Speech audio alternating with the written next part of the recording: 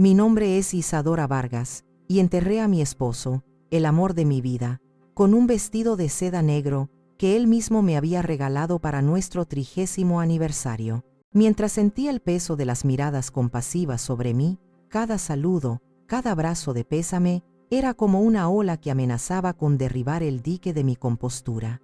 Ricardo, mi Ricardo, se había ido. El hombre que había transformado un puñado de sueños y un pequeño préstamo en el imperio de construcción Vargas, legado ya no estaba.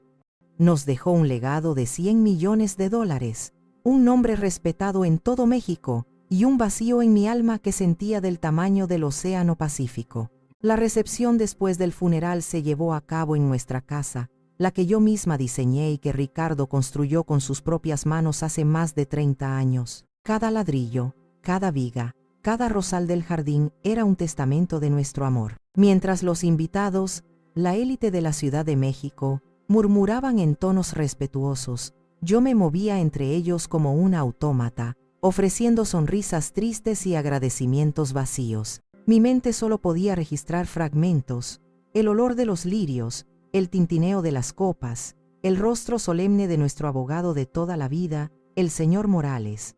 Y luego estaban ellos, mi hijo Javier y su esposa Brenda. Javier, con sus 38 años, había heredado el cabello oscuro y los ojos penetrantes de Ricardo, pero nada de su paciencia ni de su integridad. Brenda, esbelta y elegante, con una belleza afilada que siempre me pareció más calculadora que cálida, se aferraba a su brazo, interpretando el papel de la nuera devota a la perfección. Llevaban 5 años casados, 5 años en los que había visto cómo la ambición hueca de Brenda alimentaba la inseguridad perpetua de mi hijo, transformándolo en un extraño que apenas reconocía. Buscando un respiro del torbellino de condolencias, me retiré hacia la biblioteca, un santuario de caoba y cuero que olía a libros viejos y a los puros cubanos que Ricardo tanto disfrutaba. Me detuve detrás de una imponente estantería, oculta de la vista del salón principal, solo para tomar una bocanada de aire.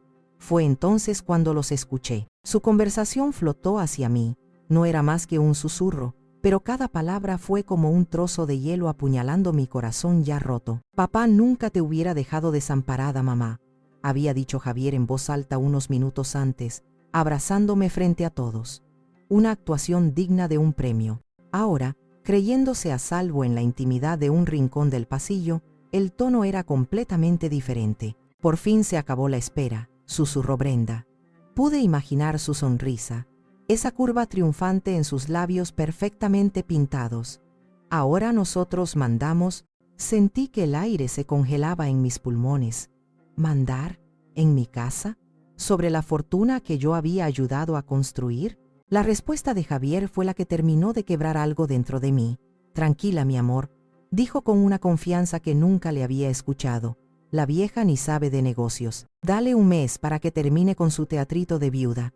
En cuanto el abogado lea el testamento, todo será nuestro». La vieja. Esa palabra resonó en el silencio de mi mente.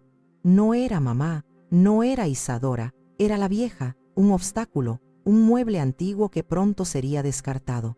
En ese instante, el dolor inmenso por la pérdida de Ricardo no desapareció, pero fue encapsulado por una nueva emoción, una furia tan fría, tan clara y tan afilada como un diamante. Me di cuenta de que Ricardo, en su infinita sabiduría, lo había visto venir. Había visto la codicia en los ojos de su nuera y la debilidad en el corazón de su hijo. Y yo, que había pasado los últimos 30 años siendo la socia silenciosa, la arquitecta detrás del constructor, la estratega detrás del magnate, comprendí cuál era mi última tarea, la última promesa que le debía a mi esposo. La batalla que Ricardo temía ya no estaba en el horizonte, estaba aquí, y ellos en su arrogancia acababan de subestimar fatalmente a su oponente. El luto tendría que esperar. La guerra acababa de comenzar. Los días que siguieron al funeral fueron un borrón de trámites y una soledad aplastante. La casa, antes llena de la risa estruendosa de Ricardo, ahora era un mausoleo silencioso. En las largas noches de insomnio, mi mente no dejaba de viajar al pasado, buscando el punto exacto donde todo empezó a torcerse. Y siempre, siempre aterrizaba en el mismo recuerdo. Fue hace 6 años. Javier acababa de comprometerse con Brenda. Ella venía de una familia de clase media alta, pero con unas aspiraciones que superaban con creces sus posibilidades. Una tarde, durante la cena, Brenda mencionó, como quien no quiere la cosa, un prestigioso y carísimo programa de MBA en una universidad de Estados Unidos. Sería la plataforma perfecta para que Javier demuestre de lo que es capaz, para que no viva siempre a la sombra de su padre, dijo, con una dulzura venenosa. Ricardo, que valoraba el trabajo duro por encima de los títulos ostentosos, se negó en redondo. La sombra de su padre le paga el coche que conduce y la casa donde vive, sentenció con su habitual franqueza. Si quiere un MBA, que trabaje y se lo pague él. Así es como se forja el carácter. Vi la humillación en el rostro de Javier y la furia contenida en los ojos de Brenda. Esa noche, Javier vino a mi estudio, lloró. Me dijo que Brenda estaba a punto de dejarlo, que sentía que nunca sería suficiente para ella, ni para su padre. Y yo, cometiendo el error que tantas madres cometen, quise aliviar su dolor, quise protegerlo. A la mañana siguiente, a espaldas de Ricardo, conduje hasta el centro y entré en la joyería más exclusiva de la avenida Presidente Masaryk. Sobre el terciopelo negro, deposité un brazalete de diamantes y esmeraldas que mi madre me había heredado. Pesaba 1 tonelada en mi muñeca no por el oro, sino por los recuerdos. El joyero me ofreció una cifra que cubría con creces la matrícula del MBA. Cuando le di el dinero a Javier, sus ojos se iluminaron con una gratitud que, ahora lo sé, era tan superficial como un charco de agua. Te lo devolveré todo, mamá, te lo juro. Te compraré un brazalete 10 veces más bonito, prometió. Nunca más volvió a mencionar el tema. El brazalete de mi madre se convirtió en un título enmarcado en la pared de su oficina, y yo, en su cómplice silenciosa, había comprado la felicidad de mi hijo, sin darme cuenta de que solo estaba financiando su debilidad. Mi mente saltaba a otro recuerdo, más reciente, más doloroso. El cumpleaños número 60 de Ricardo. Habíamos organizado una gran fiesta en el jardín. Yo había pasado semanas planeando cada detalle. Javier y Brenda llegaron 2 horas tarde.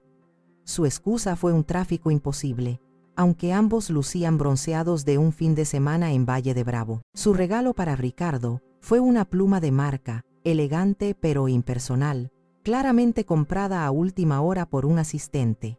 Durante toda la noche, apenas se separaron de sus teléfonos. Los vi en un rincón, riendo mientras miraban la pantalla.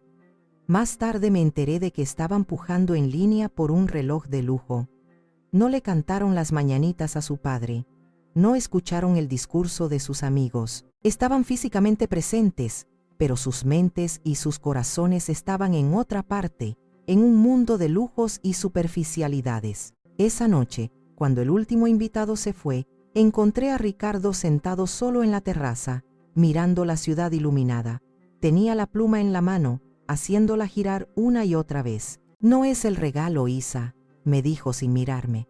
Es el tiempo. Es su tiempo lo que no nos dan. Siento que lo estamos perdiendo. Yo le acaricié el hombro, intentando consolarnos a ambos. Son jóvenes, Ricardo. Están construyendo su propia vida. Él finalmente me miró, y en sus ojos vi una tristeza profunda, una que nunca antes me había mostrado.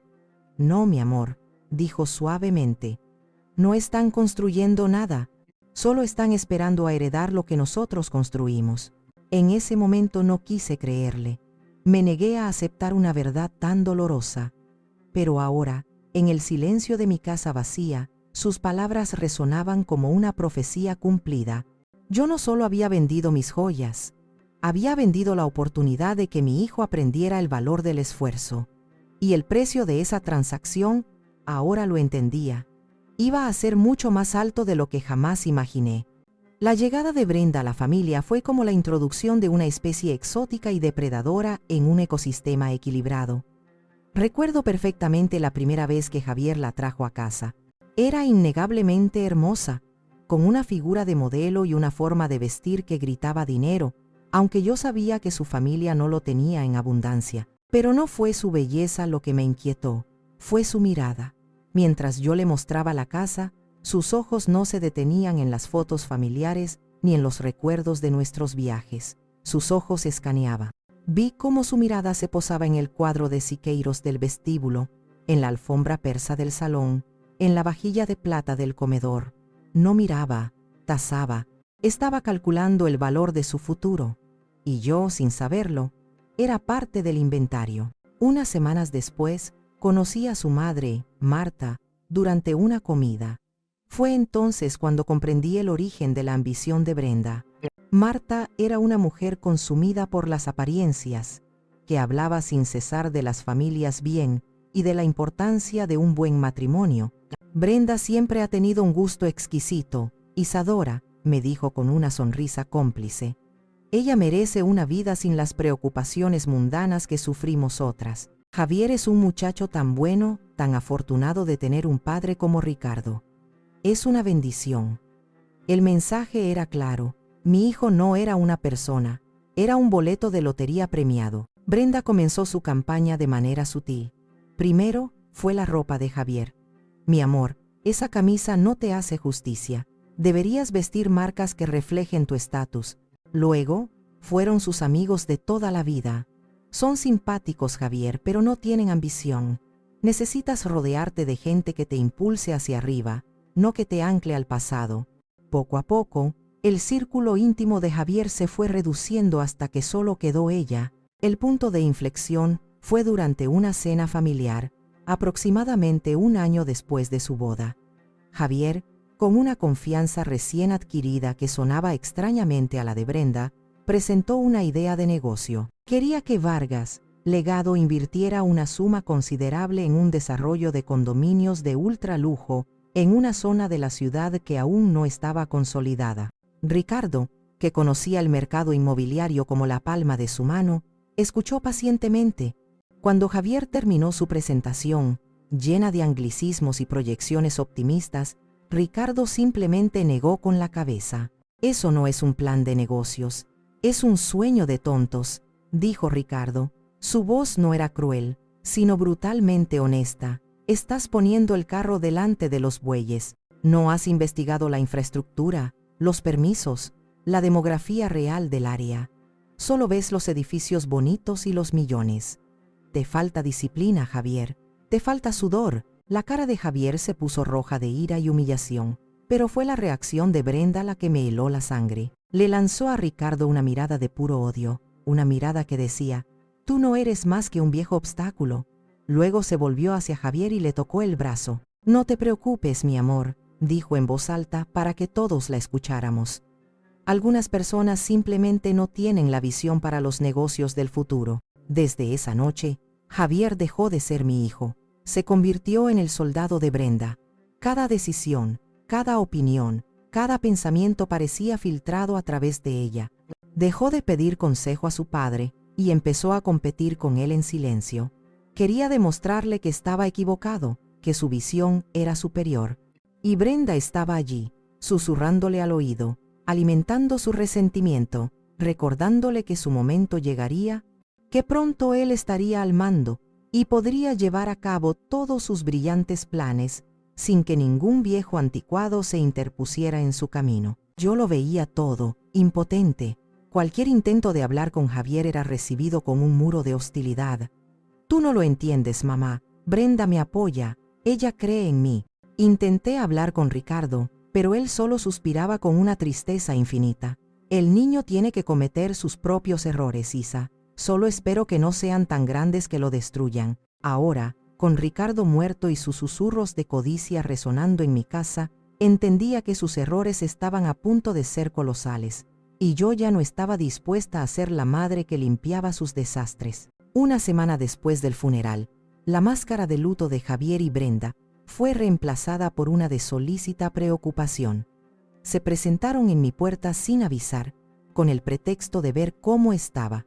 Brenda sostenía una carpeta de cuero bajo el brazo, un accesorio que gritaba eficiencia y control. «Mamá, hemos estado muy preocupados por ti», comenzó Javier.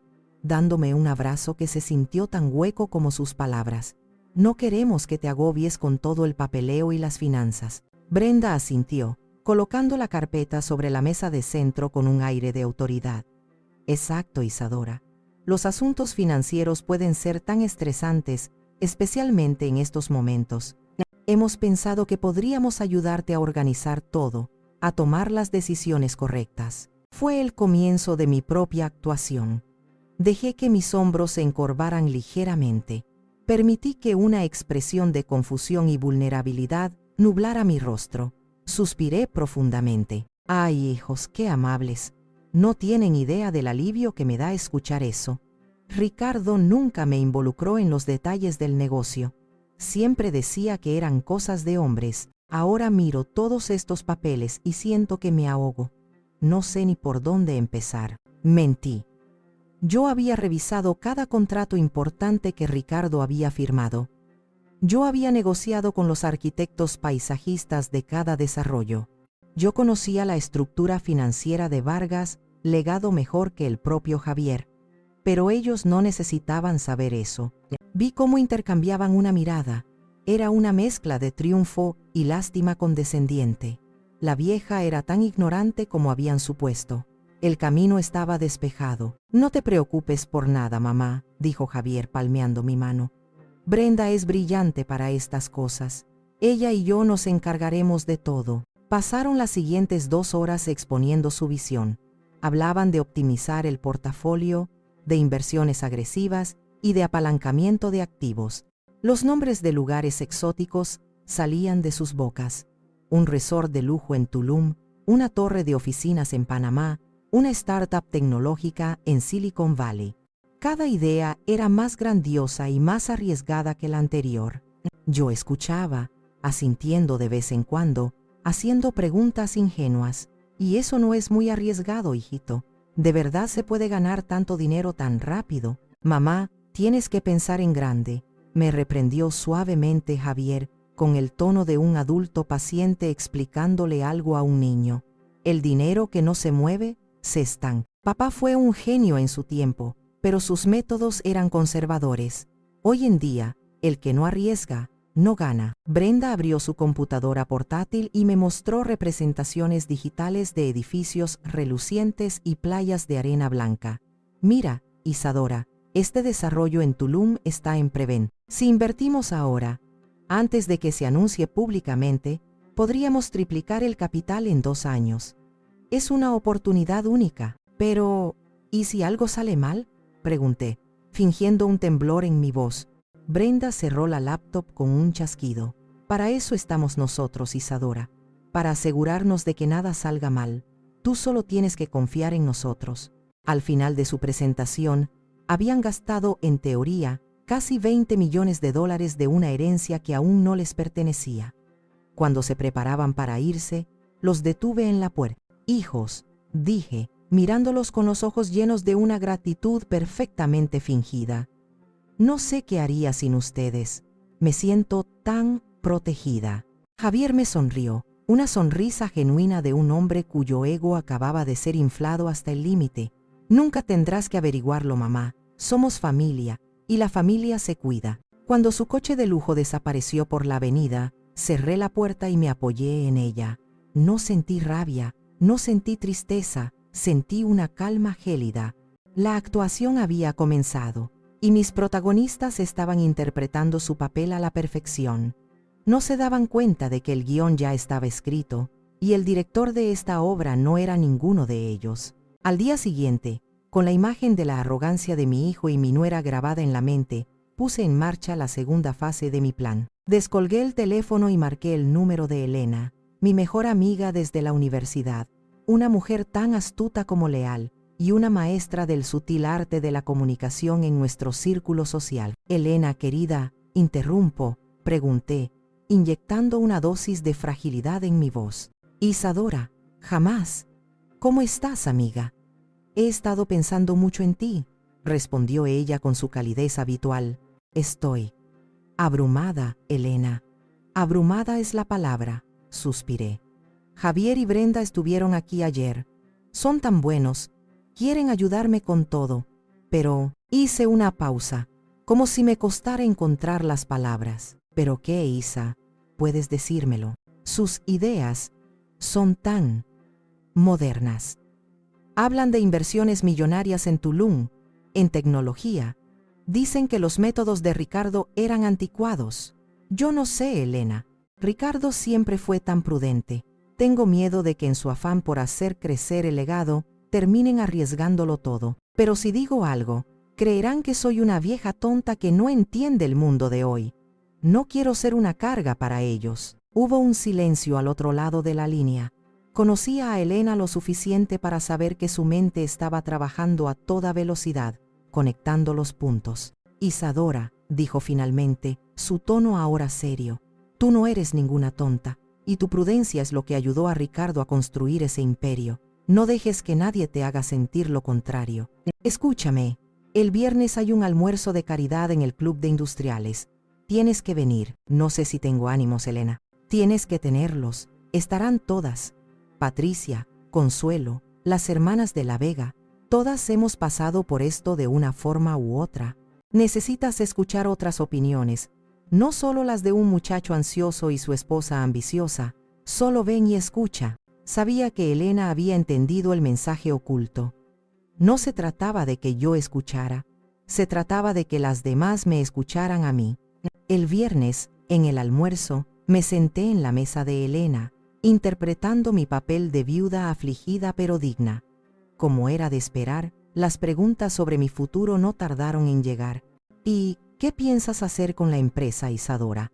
¿Javier tomará las riendas?, preguntó Patricia, una matriarca cuya familia había sobrevivido a 3 crisis económicas gracias a una gestión conservadora.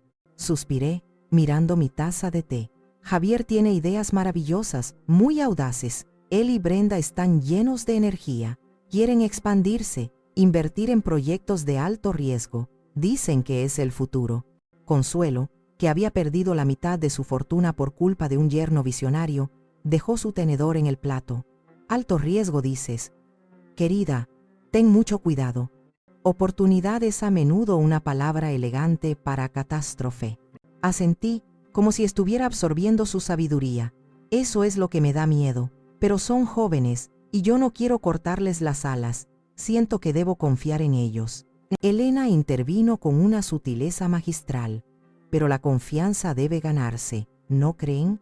Especialmente cuando hablamos del trabajo de toda una vida. Pobre Isadora, en medio de su duelo, tener que lidiar con estas presiones. La semilla estaba plantada. En las siguientes horas, vi cómo la historia se extendía por el salón. Las mujeres se acercaban a mí, ofreciéndome consejos en susurros, contándome historias de terror sobre hijos y yernos que habían dilapidado fortunas. Yo solo agradecía, con los ojos llorosos, su preocupación. Para cuando el almuerzo terminó, la narrativa en nuestro círculo ya no era el pobre Javier, ayudando a su madre viuda, sino la pobre Isadora, presionada por su hijo codicioso. Mientras tanto, la arrogancia de Javier y Brenda crecía exponencialmente. Unos días después, recibí una llamada de Javier. Mamá, buenas noticias. Brenda encontró un tasador excelente. Vendrá mañana a la casa para darnos una idea del valor del seguro de la propiedad. Es solo una formalidad. ¿Un tasador? ¿Ya?, pregunté con fingida sorpresa. Sí, es mejor tener todos los papeles en orden cuanto antes. No te preocupes, nosotros nos encargamos de todo. Colgué el teléfono y una sonrisa amarga se dibujó en mi rostro. No estaban valorando la casa para el seguro, estaban preparándose para venderla. Mi casa, mi hogar, ya la veían como un activo más en su hoja de cálculo, lista para ser liquidada y reinvertida en sus fantasías de grandeza. El juego se estaba poniendo cada vez más interesante, y ellos, cada vez más ciegos. El mes de luto autoimpuesto, que me di a mí misma, y que les di a ellos para que revelaran su verdadera naturaleza, estaba llegando a su fin. Con cada llamada de Javier presumiendo de un nuevo acuerdo preliminar, y con cada visita de Brenda para medir alguna habitación con la excusa de redecorar para levantarme el ánimo, mi resolución se hacía más fuerte. Había llegado el momento de visitar al señor Morales. La oficina de Morales y Asociados era un bastión de la vieja escuela en medio de los rascacielos de cristal de Polanco. Olía a madera, a cuero y a justicia lenta pero implacable. El señor Morales, un hombre de 70 y tantos años con el cabello blanco y una mirada que parecía leer el alma, me recibió con un afecto paternal. Isadora, qué bueno verte. Aunque desearía que fuera en otras circunstancias, dijo, guiándome a su despacho privado. Gracias por recibirme, Alberto, respondí, sentándome en una de las pesadas sillas de cuero frente a su escritorio. Vengo a hablar sobre el testamento de Ricardo. Él asintió lentamente, sus ojos fijos en mí. ¿Estás lista? Más que lista, afirmé. Morales se levantó y se dirigió a una gran caja fuerte disimulada detrás de un cuadro. La abrió con una serie de clics metálicos que resonaron en la habitación silenciosa, pero de ella no sacó un simple sobre. Sacó una caja de madera oscura, finamente tallada. La depositó sobre su escritorio con una reverencia casi ceremonial. Ricardo me entregó esto hace un año, poco después de su diagnóstico, explicó Morales mientras abría la caja. Dijo que eran sus pólizas de seguro contra la codicia y la estupidez. Dentro de la caja no había grabaciones de audio ni videos ocultos. Había algo mucho más poderoso. Un diario de cuero grueso, con las iniciales RV grabadas en oro. Lo llamó el libro de cuentas de mi hijo, continuó Morales, su voz teñida de una tristeza respetuosa. Ricardo vio lo que estaba pasando, Isadora. Vio cómo Brenda estaba envenenando a Javier. Vio cómo el muchacho, en su afán por demostrarle algo, estaba perdiendo el rumbo. Así que empezó a escribir. Con manos temblorosas, abrí el diario. La caligrafía de Ricardo, fuerte y clara, llenaba las páginas. No eran simples anotaciones, eran conversaciones enteras, transcritas con una memoria prodigiosa. 15 de marzo, leí. Cena en casa.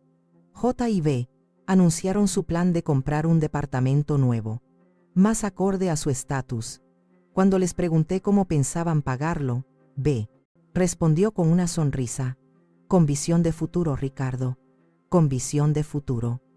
No hablaban de un préstamo, hablaban de mi muerte. Pasé las páginas, cada una un nuevo golpe. 2 de mayo. J me llamó para sugerir que debería simplificar mis activos y poner más propiedades a su nombre para facilitar la transición. Le dije que la única transición que me interesaba era la de mi café de la mañana a mi puro de la tarde. No le hizo gracia. 12 de julio. B despidió al jardinero que ha estado con nosotros 20 años. Dijo que sus métodos eran arcaicos. Lo que realmente le molestaba era su lealtad hacia nosotros. Está aislando a J y ahora intenta aislarnos a nosotros. Y luego, la última entrada, escrita apenas 2 semanas antes de su muerte. 28 de septiembre. Hoy, mi hijo me ha mirado y he visto a un extraño. En sus ojos no había amor ni respeto, solo había impaciencia. Está esperando que me muera. Y lo más doloroso es que creo que en el fondo, él ni siquiera se da cuenta de la persona en la que B lo ha convertido. Que Dios me perdone. Pero no puedo dejar el trabajo de mi vida en manos de un títere y una mujer avariciosa. Mi última voluntad no será un regalo para él, sino una lección. Quizás la única que aún pueda salvarlo. Cerré el diario. Las lágrimas que no había derramado en el funeral ahora corrían libremente por mis mejillas. No eran lágrimas de dolor, sino de una profunda y abrumadora comprensión. Ricardo no había muerto derrotado, había muerto luchando, a su manera, silenciosa, metódica, brillantemente. ¿El testamento que leyeron es el verdadero, verdad, Alberto?, pregunté, aunque ya sabía la respuesta. Así es, confirmó. El que Ricardo le mencionó a Javier en alguna ocasión, ese que lo nombraba heredero principal, nunca pasó de ser un borrador que dejamos olvidado sobre mi escritorio un día que ellos vinieron. Ricardo sabía que Javier no podría resistirse a echar un vistazo. ¿Y el diario?, pregunté. Es nuestra arma definitiva, dijo Morales con una media sonrisa. Si se atreven a impugnar el testamento, este diario se convertirá en la prueba A en el juicio. La prensa se daría un festín. El nombre Vargas quedaría manchado para siempre. Ricardo se aseguró de que no tuvieran escapatoria. Me quedé en silencio, acariciando la cubierta de cuero del diario. Era el legado de mi esposo. No los millones en el banco, sino esta prueba de su amor por mí y, a su extraña y dolorosa manera, también por el hijo que esperaba rescatar. La guerra no era solo mía, era de ambos, y estaba a punto de terminarla. Esa noche, el silencio de la casa no se sentía opresivo, sino expectante. Me serví una copa del brandy favorito de Ricardo y me senté en su sillón de cuero en la biblioteca, con el diario a mi lado. Alberto me había dado una copia de la carta que Ricardo había dejado dentro del sobresellado que se le entregaría a Javier junto con sus 10,000 pesos. Pero también me había entregado otra carta, una que Ricardo había dejado exclusivamente para mí, con la instrucción de que la leyera la noche antes de la lectura del testamento. El sobre era grueso y estaba sellado con el anillo de mi esposo. Mis manos temblaron ligeramente al abrirlo. Dentro, su caligrafía llenaba varias páginas.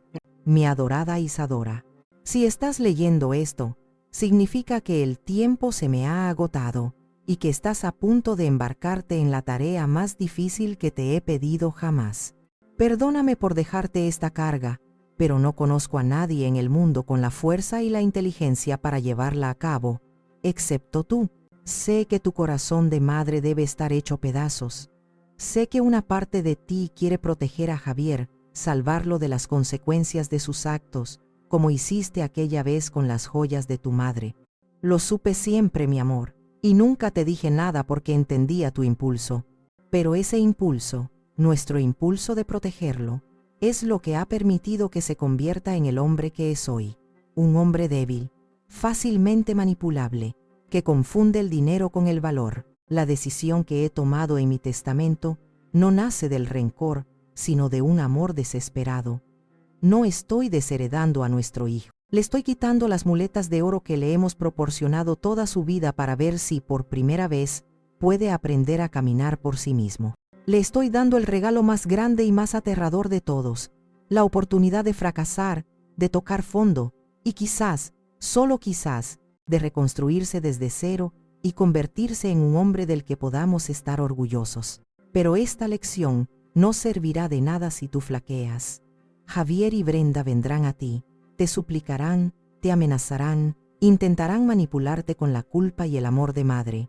Te dirán que estoy muerto y que mis deseos ya no importan. Te dirán que tú tienes el poder de arreglarlo todo. Y aquí está mi última voluntad, mi último ruego para ti, mi socia, mi todo. No lo arregles. Permite que la tormenta que ellos mismos han creado caiga sobre sus cabezas. Permite que sientan el frío del fracaso. Permite que descubran lo que es ganarse el pan con el sudor de su frente. Será el acto de amor más duro y más puro que jamás hayas hecho por él. Tú te mereces la paz. Te mereces disfrutar de todo lo que construimos juntos, sin tener que ser la guardiana de la codicia de otros. Viaja, diseña, vuelve a pintar. Vive, Isadora. Vive por los dos. Te amé desde el primer día que te vi dibujando en tu cuaderno en la universidad y te amaré por toda la eternidad. Tuyo siempre, Ricardo. Terminé de leer la carta con el rostro empapado en lágrimas. El brandy permanecía intacto en mi copa. El dolor de su ausencia era agudo, pero ahora estaba mezclado con una claridad abrumadora. Ricardo no me había dejado sola. Me había dejado un mapa, una estrategia y, lo más importante, me había dado su permiso para ser fuerte. Ya no había conflicto en mi interior. Mi corazón de madre, que había luchado contra mi mente estratégica, finalmente se rindió a una verdad más profunda.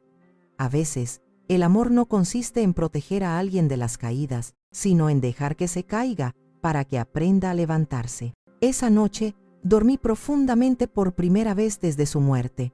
Soñé que Ricardo y yo caminábamos por la orilla del mar, como solíamos hacer en nuestra casa de Acapulco. No decíamos nada, no hacía falta. Al despertar, el sol de la mañana entraba por la ventana y sentí una paz que no había experimentado en años. Estaba lista, la actuación había terminado. Era hora de que se levantara el telón para el acto final. La mañana de la lectura del testamento amaneció gris y plomiza, un reflejo perfecto del drama que estaba a punto de desatarse. Me vestí con un traje de lino color marfil, elegante y sobrio. Quería proyectar serenidad, no luto. Quería que me vieran no como la viuda frágil, sino como la mujer que siempre fui al lado de Ricardo, su igual. Llegué a la oficina de Morales puntualmente. Javier y Brenda ya estaban allí, sentados a la gran mesa de conferencias de caoba. La atmósfera estaba cargada de una extraña mezcla de solemnidad y excitación contenida. Javier llevaba un traje a medida que parecía un poco ajustado, como si hubiera engordado con la anticipación. Brenda, por su parte, lucía un vestido de diseñador de un rojo agresivo, un color totalmente inapropiado para la ocasión, pero que dejaba muy claras sus intenciones. Era un color de victoria. Me sonrieron al entrar, una sonrisa de conspiradores que están a punto de recibir su botín. «Mamá, qué elegante estás», dijo Javier, levantándose para darme un beso en la mejilla. «Estás radiante, Isadora», añadió Brenda, su voz melosa. Ricardo estaría orgulloso. Me limité a asentir, tomando asiento frente a ellos. «Gracias». Quería honrar su memoria. El señor Morales entró, seguido de una joven abogada que actuaría como testigo. Su rostro era una máscara de profesionalismo impenetrable. Colocó un portafolios de cuero sobre la mesa y sacó un documento encuadernado.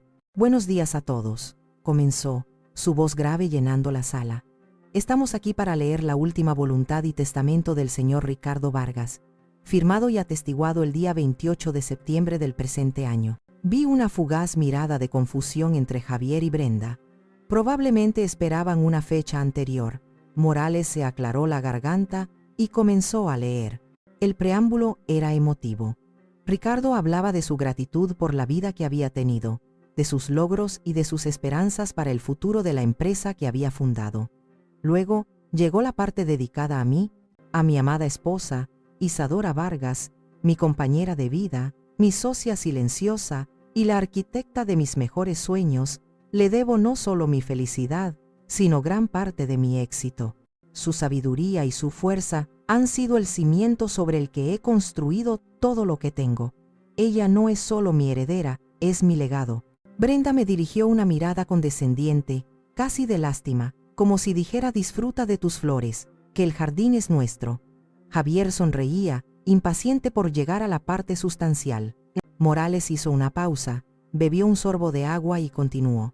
Por tanto, y en pleno uso de mis facultades mentales, lego la totalidad de mis bienes, presentes y futuros, incluyendo, pero no limitándose a, el 100% de las acciones de Vargas, Legado S.A., de C.V., todas las propiedades inmobiliarias a mi nombre, las cuentas bancarias, los portafolios de inversión, las colecciones de arte y todos los efectos personales, a mi esposa, Isadora Vargas.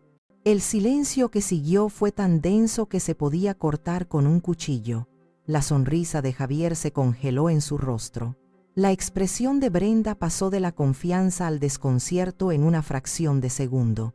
¿Eso es todo?», tartamudeó Javier, mirando a Morales como si el abogado hubiera empezado a hablar en otro idioma.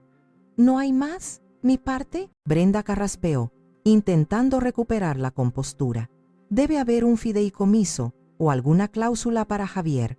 Ricardo siempre dijo que Javier sería su sucesor». Morales levantó la vista del documento, sus ojos fijos en ellos, fríos como el acero. «Aún no he terminado», dijo lentamente. Luego, bajó la mirada de nuevo y leyó la siguiente frase. Una frase que se convertiría en la sentencia de sus vidas. «A mi hijo, Javier Vargas, le lego la suma de 10,000 pesos y esta carta personal, que deberá leer en privado, 10,000 pesos». La cifra quedó flotando en el aire, tan ridícula, tan insultante, que por un momento pareció una broma macabra. Vi el rostro de Javier pasar del blanco al rojo en cuestión de segundos. Se levantó de golpe, haciendo que su silla chirriara contra el suelo de mármol. «Eso es imposible», gritó, su voz rompiéndose. «Es un fraude. Mi padre jamás haría algo así». Ella lo manipuló. Su dedo acusador me apuntaba, temblando de rabia. aprovechándose de que estaba enfermo. Vieja bruja. Brenda, recuperándose del shock inicial, se unió al ataque. Esto es ilegal. Vamos a impugnar. Ningún juez aceptará que un hombre desherede a su único hijo de esta manera. Alberto, usted sabe que Ricardo no estaba en su sano juicio. El señor Morales no se inmutó.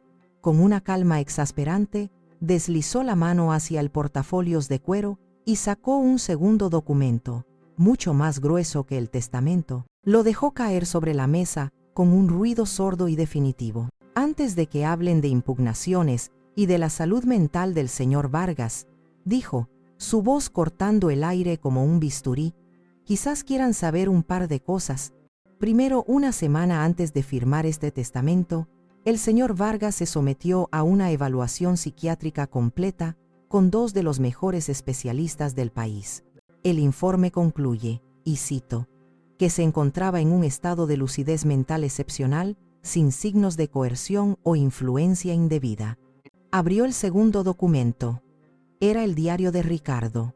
Y segundo, continuó Morales, el señor Vargas, previendo esta misma reacción por parte de ustedes, pasó el último año de su vida documentando meticulosamente cada conversación, cada plan, cada muestra de codicia y falta de respeto que ustedes le mostraron. Todo está aquí. Pasó una página al azar. Por ejemplo, la entrada del 15 de marzo, donde discutieron sus planes para cuando él ya no estuviera, creyendo que no los escuchaba, o la del 12 de julio, donde usted, señora, dijo mirando a Brenda, llamó a su suegro un viejo terco que no entiende los negocios modernos. La cara de Brenda se transformó en una máscara de horror. Estaban atrapados, completamente expuestos. Si deciden impugnar, concluyó Morales, su tono ahora gélido, este diario se convertirá en un documento público. La prensa, los socios, todo el mundo sabrá exactamente por qué Ricardo tomó esta decisión. El buen nombre de la familia Vargas, que tanto les preocupaba, quedaría reducido a cenizas. Su elección. Javier se desplomó en su silla, sin aliento, como si le hubieran dado un puñetazo en el estómago. Toda la bravuconería se había desvanecido, reemplazada por una pálida y sudorosa desesperación. Pero el golpe de gracia aún no había llegado. Y hay un último punto, Javier, añadió Morales, consultando una nota. Tengo entendido que, en las últimas semanas, has contraído ciertos compromisos financieros. Un acuerdo preliminar para un desarrollo en Tulum. Una reserva para una torre de oficinas en Panamá.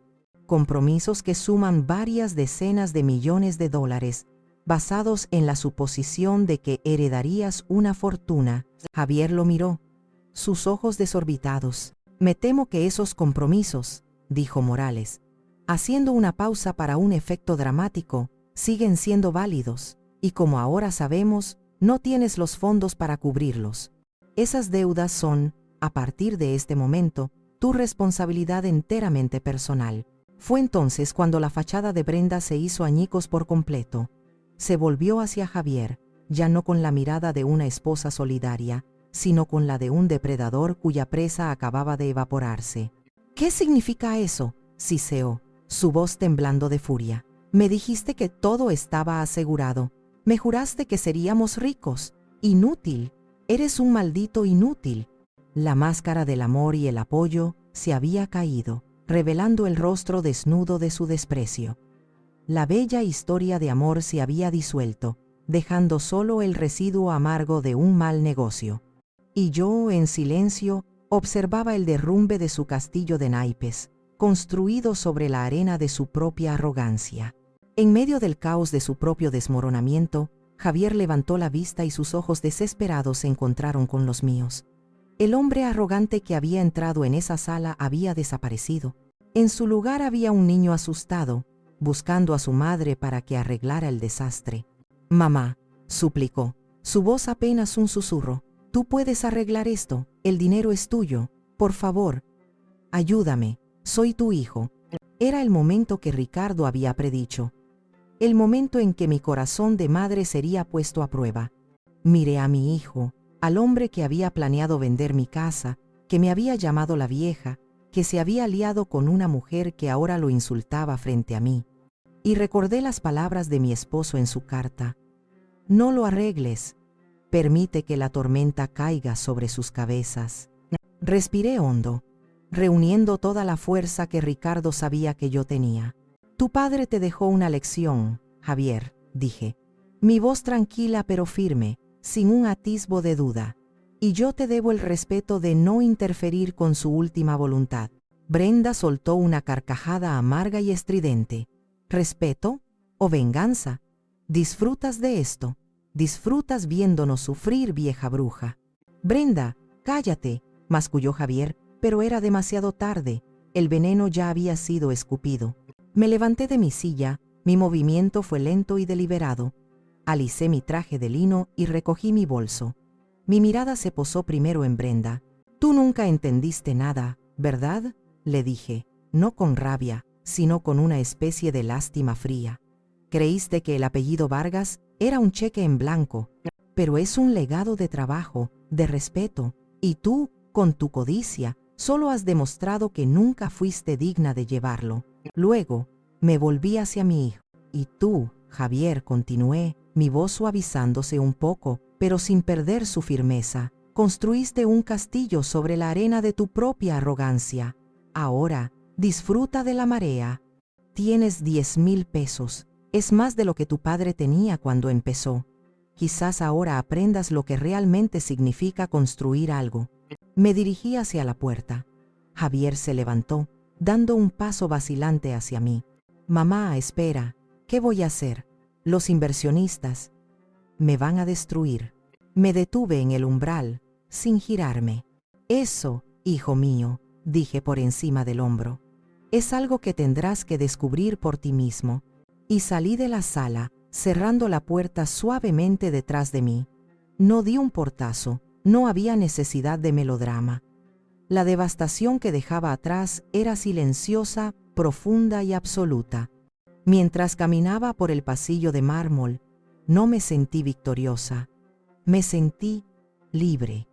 Libre del peso de su codicia, libre de la obligación de proteger a un hombre de sí mismo. Ricardo me había legado mucho más que 100 millones de dólares. Me había devuelto mi propia vida. Los meses que siguieron a la lectura del testamento fueron una sinfonía de destrucción, y yo tenía un asiento en primera fila, aunque observaba desde una distancia prudente. No necesitaba buscar las noticias. Me llegaban a través de la red de información más eficiente del mundo, las mujeres de la alta sociedad mexicana. Elena me mantenía al día durante nuestros almuerzos semanales, presentándome los chismes como si fueran bocadillos para acompañar el café. «¿Adivina a quién le embargaron el Mercedes a la salida del spa la semana pasada?», me dijo un martes, con una chispa de malicia en los ojos. «A Brenda. Dicen que montó un escándalo, gritando que era un error, que su suegro era Ricardo Vargas». Al parecer, el agente del embargo le respondió: «Señora, el señor Vargas podrá ser quien sea en el cielo, pero en la tierra, usted no ha pagado 3 letras del coche». Sonreí levemente en mi taza. La justicia, a veces, tenía un delicioso sentido del humor. La caída de Javier fue menos pública, pero más brutal. Los inversionistas del proyecto de Tulum, un grupo de empresarios regiomontanos nada pacientes, no tardaron en presentar una demanda por fraude y ruptura de contrato. El nombre de Javier apareció en las páginas de finanzas de los periódicos, no como un heredero prometedor, sino como un estafador de poca monta. Luego vino la humillación social. Fueron expulsados del club de industriales por impago de cuotas. Su solicitud para un palco en el hipódromo fue denegada. Las invitaciones a fiestas y eventos se evaporaron. De la noche a la mañana, pasaron de ser la pareja de moda a ser unos parias. El golpe final para su matrimonio, como era de esperar, fue financiero. Con las cuentas congeladas y los acreedores llamando a la puerta, el amor basado en visión de futuro se desintegró. Brenda ha solicitado el divorcio, me informó Elena, mientras examinaba la carta de postres. ¿Adivina qué alega? Déjame adivinar, respondí. ¿Diferencias irreconciliables? Elena negó con la cabeza, sonriendo. Mucho mejor. Fraude financiero y engaño sobre su situación patrimonial futura. Básicamente, Lo está demandando por no ser tan rico como ella esperaba. No pude evitar soltar una carcajada. Era una conclusión tan apropiada, tan perfectamente cínica, que parecía sacada de una telenovela. Mientras su mundo se desmoronaba, yo empecé a reconstruir el mío. Tomé las riendas de Vargas, Legado. Al principio, los directores, todos hombres mayores que habían trabajado con Ricardo durante décadas, me miraban con escepticismo. Me veían como la esposa del jefe, una figura decorativa. En mi primera junta como presidenta, presenté un análisis detallado de 3 proyectos que Ricardo había estado considerando, junto con mis propias proyecciones, y un plan estratégico para cada uno. Hablé de arquitectura sostenible, de optimización de espacios, de la importancia de crear comunidades, no solo edificios. Al final de mi presentación, el silencio en la sala era de asombro. Habían esperado lágrimas y confusión. Se encontraron con una visión clara y un profundo conocimiento del negocio. Cancelé los proyectos absurdos que Javier había intentado poner en marcha y redirigí la inversión hacia un área que siempre me había apasionado: la restauración de edificios históricos en el centro de la ciudad. Era un trabajo menos rentable a corto plazo, pero que dejaba una huella perdurable, un verdadero legado. Una tarde, recibí una llamada del director de Recursos Humanos. «Señora Vargas», dijo con voz incómoda, «lamento informarle que hemos tenido que rescindir el contrato de su hijo». Mantuve la calma. ¿Puedo saber el motivo? Su rendimiento había caído en picado, pero lo más grave es que intentó usar su posición para obtener un préstamo de uno de nuestros proveedores, mencionando su futura herencia como garantía. Cuando el proveedor investigó y descubrió la verdad, nos informó de inmediato. Es un claro conflicto de intereses y un riesgo para la reputación de la empresa. Entiendo, respondí. Hizo lo correcto. Colgué el teléfono y miré por la ventana de la que una vez fue la oficina de Ricardo, y que ahora era la mía. No sentí alegría por la caída de mi hijo. Sentí una profunda tristeza por el hombre en el que se había convertido, un hombre que, incluso en el fondo del pozo, seguía intentando cavar. La lección de Ricardo, al parecer, aún no había terminado. Pasó casi un año de silencio absoluto por parte de Javier. Su divorcio de Brenda fue un asunto sucio y público que terminó con ella obteniendo muy poco, ya que casi todo lo que poseían estaba embargado o sujeto a litigio. Se fue de la ciudad, y los rumores decían que había vuelto a vivir con su madre, su sueño de grandeza reducido a las 4 paredes de su habitación de adolescente. Yo, por mi parte, estaba más ocupada y satisfecha que nunca. Vargas, Legado estaba prosperando bajo mi dirección, y nuestros proyectos de restauración estaban recibiendo elogios. Había encontrado un nuevo propósito, una nueva identidad más allá de ser la esposa de o la madre de. Era Isadora Vargas, presidenta y arquitecta. Una tarde de sábado, el timbre de mi casa sonó. Al abrir la puerta, me quedé helada. Era Javier, pero apenas lo reconocí.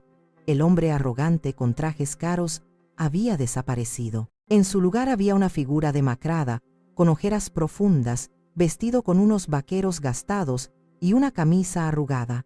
Parecía que había envejecido 10 años en uno. «Mamá», dijo. Su voz era un susurro ronco. ¿Puedo pasar? Dudé un instante, pero asentí y me hice a un lado. Entró en la casa que una vez consideró suya y miró a su alrededor como si fuera un museo de una vida perdida. Se sentó en el borde del sofá, con las manos entrelazadas entre las rodillas, sin atreverse a mirarme. El silencio se prolongó durante varios minutos. Finalmente, levantó la vista, y lo que vi en sus ojos me sorprendió. No había ira, ni resentimiento, solo un vacío agotado y una profunda, abrumadora vergüenza. «He perdido todo», dijo, su voz quebrándose. «El trabajo, el dinero, a Brenda, mi nombre, lo he perdido todo». Permanecí en silencio, esperando. Sabía que esto no era una visita para pedir ayuda financiera. Había algo más. «He pasado el último año odiándote», confesó, las palabras saliendo con dificultad, «odiando a papá, culpándolos a ustedes por mi desgracia». Me decía a mí mismo que eran crueles, vengativos. Hizo una pausa, tragando saliva, pero anoche no pude dormir, y empecé a pensar, no en el dinero, empecé a recordar. Recordé cuando era niño, y me ayudabas con mis maquetas de arquitectura. Recordé cuando papá me llevaba a las obras, y me explicaba cómo los cimientos eran lo más importante, y me di cuenta. Sus ojos se llenaron de lágrimas, las primeras que le veía derramar que no fueran de frustración o rabia, eran lágrimas de genuino dolor. Me di cuenta de que los cimientos de mi vida estaban podridos, porque los construí con arrogancia, con codicia, con la idea de que me lo merecía todo sin haber hecho nada para ganármelo. Papá no me quitó mi herencia, me quitó las muletas, y yo no sabía caminar. Fue la primera vez en más de una década que escuchaba a mi hijo hablar con una honestidad tan brutal. No había excusas, no había culpas, solo el reconocimiento desnudo de su propio fracaso. No estoy aquí para pedirte dinero, mamá, continuó, secándose las lágrimas con el dorso de la mano. Sé que no me lo merezco, y aunque me lo dieras, no resolvería nada. Solo estoy aquí para decirte que lo siento. Siento haberte llamado la vieja, siento haber querido vender tu casa, siento haberte faltado al respeto a ti y a la memoria de papá. Siento no haber sido el hijo que ustedes criaron. Se levantó. Su cuerpo parecía cargado con el peso de sus errores. Me voy de la ciudad. Un viejo amigo de la universidad me ha ofrecido trabajo en su constructora en Denver. Es un puesto de obrero. Nada glamuroso. ¿Obrero?, pregunté sorprendida. Él asintió, y por primera vez vi una sombra de la vieja sonrisa de mi hijo. Pero esta vez era diferente. Era humilde. Sí, mi amigo dijo, aquí no eres un Vargas, eres solo Javier. Y tendrás que ganarte el respeto cada día. Creo que es lo que necesito. Aprender a construir algo, de verdad, con mis propias manos. Se dirigió a la puerta. No me pidió un abrazo ni dinero para el viaje, solo se detuvo en el umbral. Adiós, mamá, dijo. En ese momento, vi un destello del niño que había criado, del joven lleno de potencial que se había perdido en el camino. Mi corazón, que había estado cerrado y protegido, sintió una punzada de algo que no era lástima, sino una frágil y vacilante esperanza. Javier, lo llamé. Él se giró. Que te vaya bien, le dije, y construye cimientos fuertes esta vez. Él asintió, una única lágrima rodando por su mejilla, y luego se fue. Cerré la puerta, sola de nuevo en mi casa, pero por primera vez sentí que la lección de Ricardo, su dolorosa y brillante lección, finalmente había comenzado. Pasaron 3 años. 3 años en los que el silencio de Javier fue reemplazado por un nuevo tipo de comunicación. Cartas. La primera llegó 6 meses después de su partida. Era breve, escrita en un papel simple. Me contaba sobre el trabajo físico, el cansancio, la paga modesta.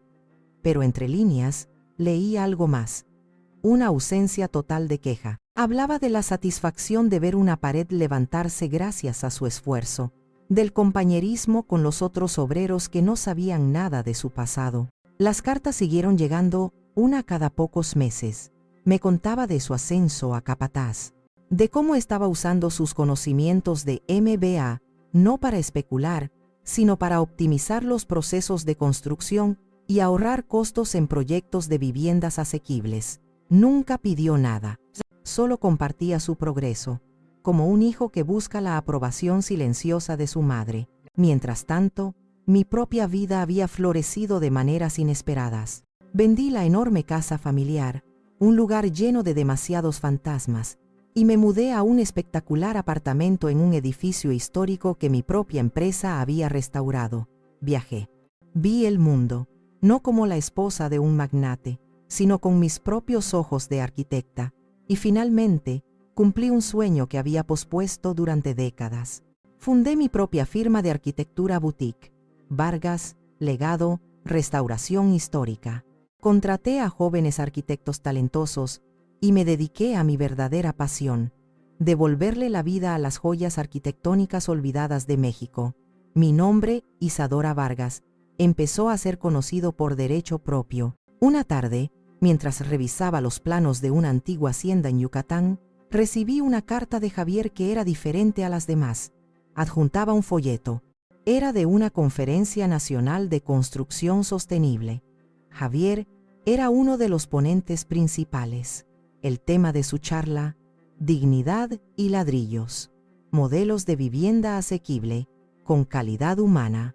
Y al final de la carta, escribió: la conferencia es en la Ciudad de México el próximo mes. Me encantaría que fueras mi invitada, no para impresionarte, sino para que veas lo que he estado construyendo. No edificios, mamá. Carácter. El día de la conferencia, me senté en la última fila del auditorio. Cuando Javier subió al escenario, mi corazón dio un vuelco. Ya no era el niño arrogante ni el hombre roto, era un hombre seguro de sí mismo, con la calma de alguien que ha encontrado su lugar en el mundo. Habló con pasión, con conocimiento, con una humildad que conmovió a la audiencia. Habló de la importancia de un hogar, no como una inversión, sino como el cimiento de una vida. Cuando terminó, el auditorio estalló en aplausos. Se quedó en el escenario, buscando entre la multitud. Nuestros ojos se encontraron. No sonrió, solo asintió levemente, un gesto de reconocimiento, de respeto mutuo. Esa noche, cenamos juntos. Me contó que había terminado de pagar, con su propio sueldo, hasta el último centavo de las deudas que había contraído, incluso las que la bancarrota había perdonado legalmente. Me contó que estaba saliendo con una maestra de escuela. Me habló de sus planes, no de hacerse rico, sino de crear una fundación para enseñar oficios de construcción a jóvenes en riesgo. Papá tenía razón, me dijo, mirando su copa de vino.